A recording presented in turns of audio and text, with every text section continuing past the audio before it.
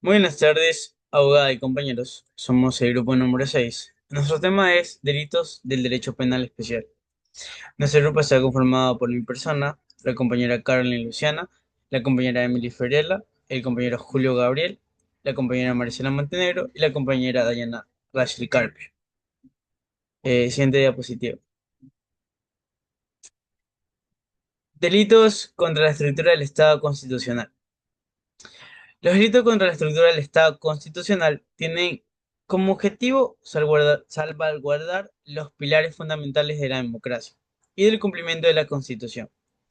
El Código Orgánico Integral Penal, el COIP, incluye estos delitos y penaliza las acciones que amenazan la estabilidad de las autoridades legítimas establecidas, estableciendo que el orden institucional y la soberanía, la división de funciones y la supremacía de la Constitución como norma suprema y el respeto a los derechos humanos son pilares fundamentales del Estado constitucional, dado que cualquier esfuerzo por cambiar o ignorar esta estructura tiene un impacto directo sobre el equilibrio democrático. Según lo estipulado en el Código Orgánico Integral Penal del 2014, el sistema jurídico tiene la obligación de asegurarse de que cualquier acción que infrinja los derechos constitucionales y la ley sea castigada con el propósito de la ejecución del poder público que esté subordinada a estos valores. El asalto a la integridad del Estado, el alzamiento armado y la traición a la patria y las aprobaciones de las funciones públicas son algunos de estos delitos más notables en esta categoría. Vale recalcar que cada uno constituye una amenaza específica para el funcionamiento del sistema democrático. Y voy a poner un ejemplo muy claro. Ejemplo, cuando existe un golpe de Estado o una rebelión. ¿Qué pasa? Pongamos un ejemplo que un grupo de militares y civiles armados se levanten contra el gobierno constitucional. Qué sé yo, toman edificios públicos, bloquean vías y ellos exigen la renuncia del presidente. ¿Cuál es la explicación? Pues este acto constituye el delito de rebelión, según lo previsto en el artículo 336 del Código, que nos establece que las personas que alcen en armas de revocar al gobierno constituido o impedir el ejercicio de sus funciones serán sancionadas con pena privativa de libertad de 5 a 10 años. Siguiente diapositiva. Bueno, ahora vamos a hablar sobre los delitos contra la seguridad pública. Pues bueno, los delitos contra la seguridad pública son aquellas acciones que están prohibidas por el Código Penal, que comprenden la tranquilidad social, el equilibrio del Estado o la protección de la ciudadanía. Esto sería en términos simples, que se trata de conductas que vulneran el orden social y la protección de la nación, ya sea imponer en riesgo a una comunidad o desafiar abiertamente a las entidades gubernamentales. Pues bueno, ejemplo, en el artículo 336 nos habla sobre la rebelión. ¿Qué quiere decir esto? Toda persona que alce o realice acciones violentas que tengan por objetivo el desconocimiento de la Constitución de la República, ellos van a recibir una pena de 5 a 7 años. Según nos dice el artículo 337, destitución o inutilización de bienes. ¿Qué quiere decir esto? La o el servidor militar o policial que destruya, abandone o inutilice de forma injustificada bienes destinados para seguridad pública o defensa nacional se pone en riesgo y en peligro la seguridad del Estado. Este será sancionado con una privativa de libertad de 1 a 3 años. También, según nos dice el artículo 338, nos habla sobre la usurpación y retención ilegal de mando. ¿Qué quiere decir esto? La persona que tome el mando político, militar o policial sin estar autorizado para ello que lo retenga excediendo las atribuciones de las cuales goza, este será sancionado con una pena libertad de 5 a 7 años y la inhabilitación para el ejercicio de su cargo público por más de 6 meses.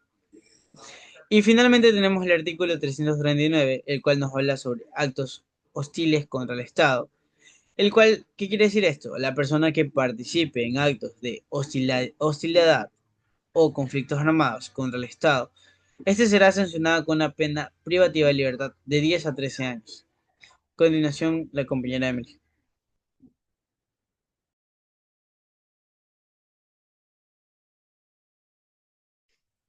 Buenas tardes, compañeros. Buenas tardes, abogada. Mi tema a tratar es el terrorismo y su financiación. El terrorismo se define como el uso de la violencia para infundir miedo y alcanzar fines políticos, religiosos o ideológicos. Ha evolucionado de acciones locales a redes internacionales capaces de causar daños físicos, psicológicos y económicos.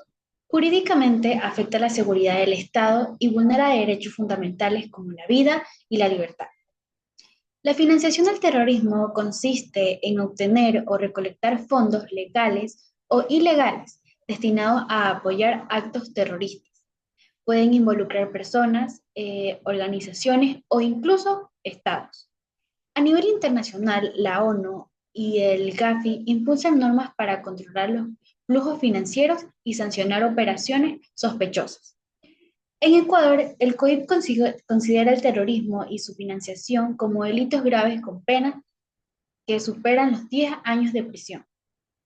El combate contra este fenómeno requiere cooperación internacional, educación y respeto a los derechos humanos, entendiendo que sin recursos no puede sostenerse el terrorismo. Siguiente diapositiva, compañero. Otro tema a tratar es la infracción de tránsito. Una infracción de tránsito es una acción u omisión culposa que viola las normas de seguridad vial. El COIP regula estas infracciones bajo un marco de responsabilidad culposa, buscando proteger la seguridad en las vías. Los principales puntos son la naturaleza en el artículo 371. Son acciones u omisiones culposas dentro del transporte y tránsito. Puede generar responsabilidades penal, administrativa o civil. 2. Principios de excepción y extensión en el artículo 372 y 373. Pena natural, que permite reducir la pena cuando el infractor sufre un daño grave y tiene un vínculo cercano con la víctima. Extensión de responsabilidad, que puede alcanzar el peatón o pasajero si contribuyen al accidente. 3. Agravantes y uso delictivo. En el artículo 374 y 375 se sancionan más severamente casos como conducir con licencia caducada, huir del lugar del accidente o usar vehículos ilegales. También se prevé la suspensión de la licencia y otras sanciones accesorias.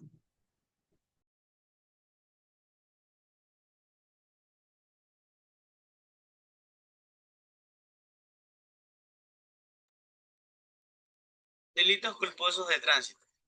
Estos se producen por negligencia o imprudencia y no por intención. ¿Cuáles son los elementos? La falta de cuidado, la velocidad, el alcohol o la distracción. El resultado son las lesiones como muertes, colisiones y también la relación o causa sin dolo, es decir, sin intención. La doctrina, según Zaffaroni y Jiménez de Azúa, la culpa penal nace de no evitar el daño previsible. Es decir, el objetivo es fomentar la responsabilidad y la culturabilidad de seguridad vial. Siguiente diapositiva. Bueno, en conclusión y para finalizar, el derecho penal especial cumple una función fundamental en la protección de los pilares del Estado ecuatoriano, en base a la seguridad pública y la vida de los ciudadanos.